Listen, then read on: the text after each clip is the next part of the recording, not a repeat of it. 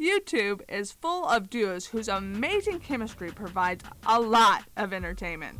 People like Ian Hecox and Anthony Padillas of Smosh, Benny and Ralphie Find, and Reg McLaughlin and Link Neal of Good Mythical Morning. But not all duos last when they don't. It's better to have full transparency. The most famous example of such a breakup is the game Grumps. The Let's Play duo's breakup is mirrored with mystery and speculation and is still one of the biggest enigmas in the gaming community.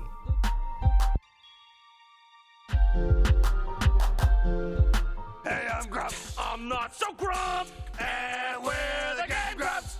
In 2012, Aaron Hansen, aka Ego Rafter, and John Jafari, aka John Tron, started a Let's Play gaming channel known as the Game Grumps. Have you ever wanted me to play games on your computer screen with somebody that you may all know?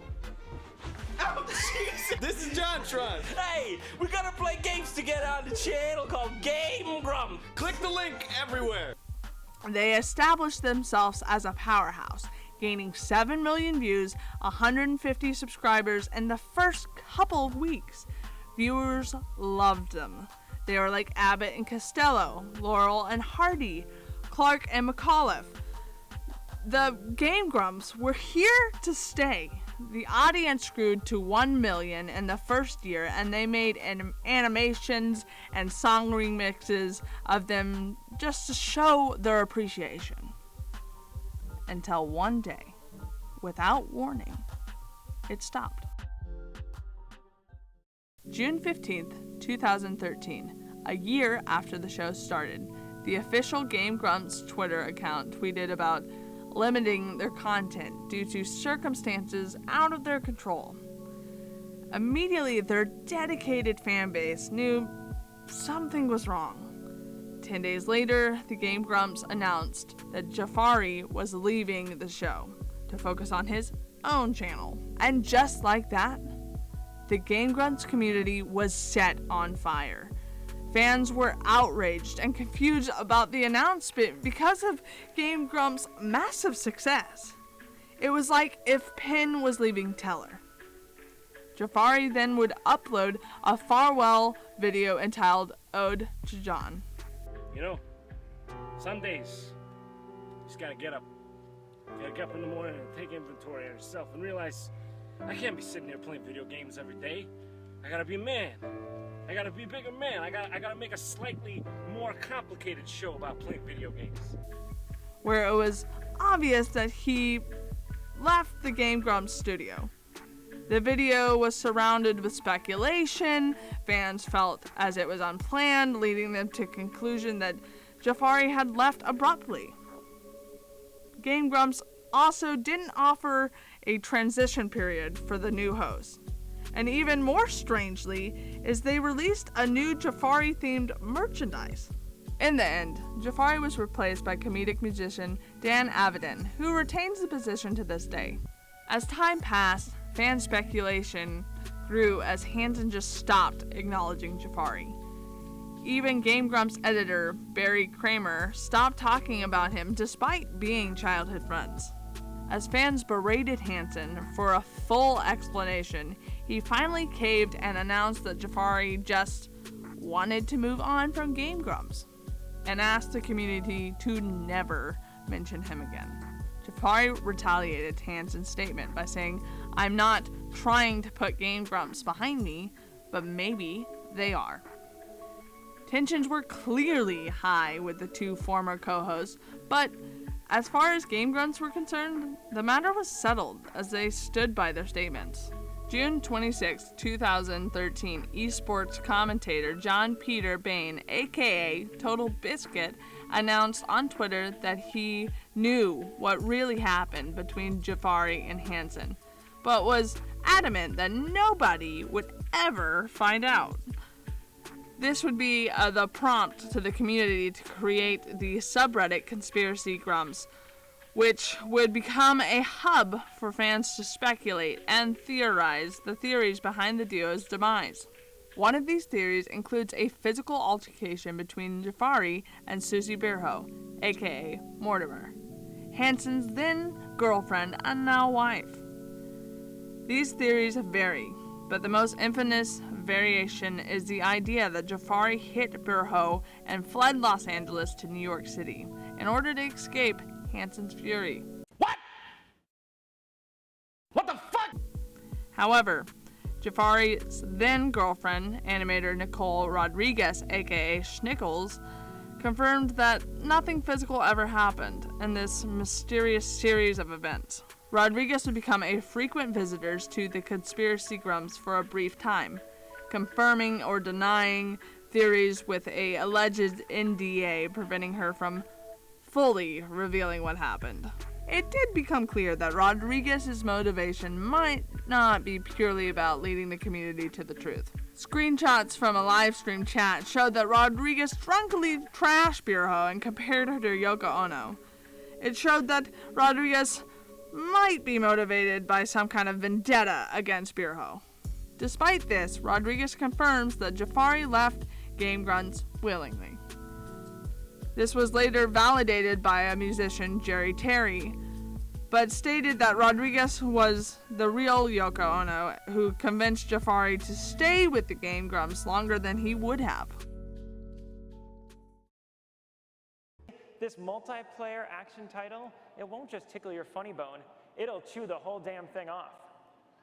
June 13th, 2013, the Electronic Entertainment Expo, aka E3.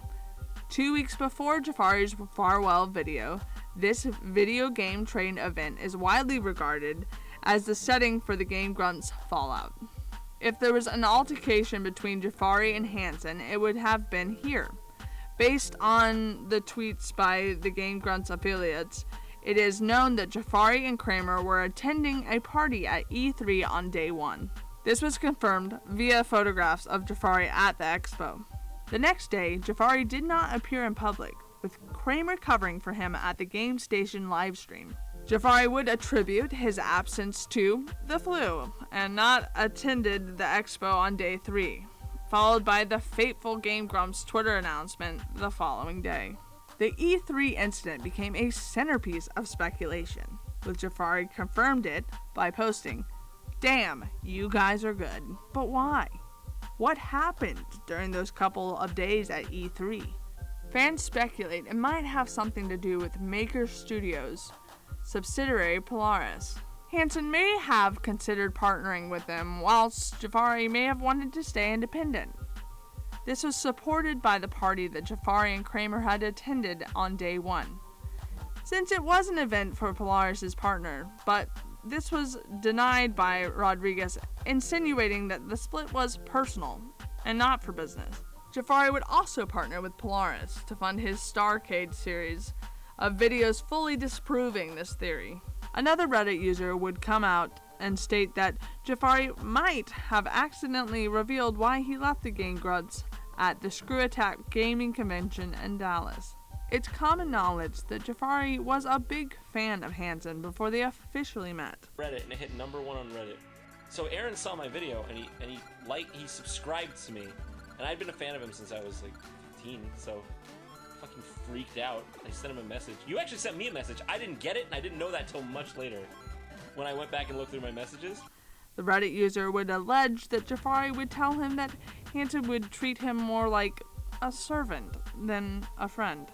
The user did provide photographic evidence proving at the very least that the interaction happened. Rodriguez would validate the relationship by alleging that Hansen would be verbally abusive towards Jafari. At E3, fans were not buying the whole flu explanation that Jafari gave, but they did believe that he was sick. Jafari had gone on the record by saying that he's a heavy drinker, so fans speculated that Jafari got hungover after the Polaris party, which could have infuriated Hansen. If true, Jafari's hangover could have caused the shit to hit the fan and officially destroy the duo's professional relationship. But was alcohol even served at this event? According to the investigation by the internet connoisseur Arthur McDaniel, aka Gamer from Mars, a tweet from a sketch comedy group, The Warp Zone, confirms that the event had an open bar. This would mean that, theoretically, Jafari would have access to as much alcohol as he wants. Fans can theorize forever, but the world would never know what really happened during this brief time at E3. So much time had passed that Jafari and Hansen most likely would never explain the true events despite the NDAs and contracts expiring.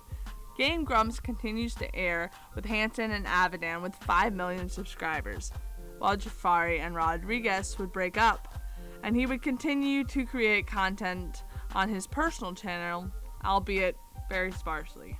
After so many years, the questions have still remained unanswered, and it's likely that they never will. Most of the fans have come to terms with this notion. Some still return and revisit the theories for the fascination of the entire situation.